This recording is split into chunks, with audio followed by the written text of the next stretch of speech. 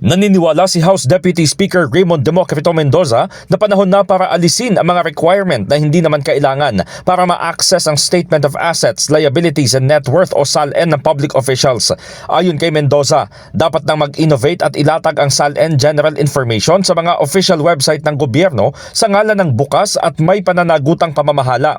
Magiging susian niya sa pagsugpo ng korupsyon ang lifestyle checks na nagdudulot ng katapatan at transparency sa pamahalaan. Iginit din ito na dapat simulan ang reforma sa sarili nilang hanay at ibalik ang tiwala ng publiko sa pamamagitan ng pagpapanumbalik ng kredibilidad at integridad sa sistema ng gobyerno.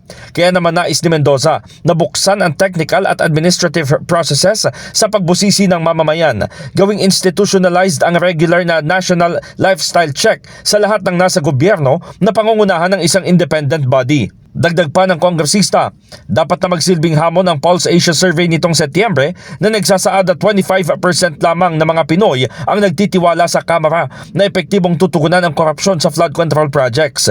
Gayunman, 71% ang naniniwalang mapapanagot ang mga responsable habang marami ang kumpiyansa na lumalabas ang katotohanan sa isinasagawang congressional investigations.